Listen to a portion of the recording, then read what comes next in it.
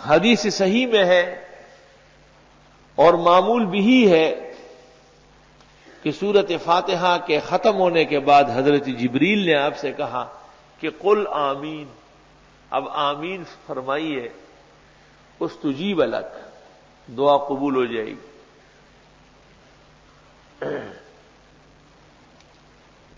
اس پر اتفاق ہے کہ اس کے اخیر میں آمین کہنا سنت ہے، نماز میں بھی اور ویسے بھی۔ آج کل قراء حضرات کے ہاں جب بچے کے ختم ہوتے ہیں تو ولضالین اس کے بعد بسم اللہ اور سرے سے آمین کا نام و نشان نہیں ہے، یہ خلاف سنت ختم ہے۔ جو شخص بھی سورۃ فاتحہ مکمل کرے گا وہ آمین کہے گا۔ نماز کے اندر آمین ہے تو بالاتفاق سنت، اب زور سے ہے یا آہستہ ہے تو دو طریق حدیث میں آئے ہیں۔ سفیان کے طریق میں ہے کہ مد بہا صوتہ ترمذی میں، اور شعبۃ عبد الحجاج کے طریق میں ہے کہ اخفا بہا صوتہ۔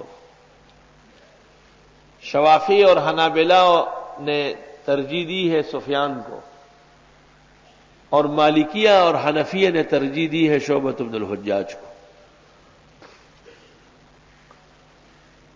شوافی اور حنابلہ مان رہے ہیں کہ آہستہ سے بھی سنت ادا ہو جائے گی لیکن بہتر اونچی آواز سے، اور حنفیہ اور مالکیہ یہ تسلیم کرتے ہیں کہ زور سے آمین کہنا جائز ہے لیکن بہتر نہیں ہے۔ بہتر نہ ہونے کی وجہ یہ ہے کہ آمین دعا ہے، بخاری شریف میں ہے قال عطاء آمین دعا، اور دعا کے لیے قرآن کا حکم ہے کہ ادعوا ربکم تضرعا وخفیا، آہستہ ہونا چاہیے۔ انبیاء کی دعا ذکر ہے اذ نادى ربہ نداء خفیا، آہستہ دعا مانگتے تھے۔ جہر سے کیا مراد ہے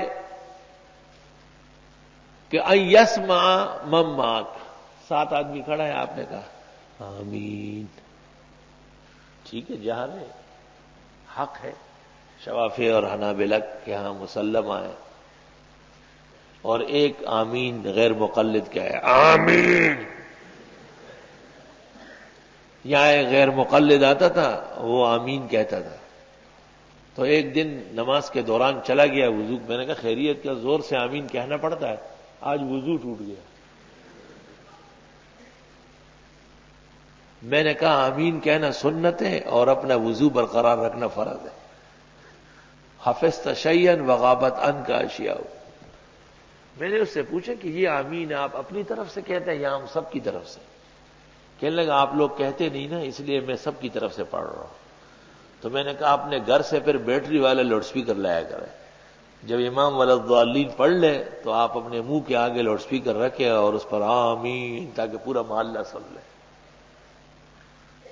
دین تو ان کا ختم ہو چکا ہے، صرف یہود کا عناد اور ضد باقی ہے، اور نصارہ کی جہالت۔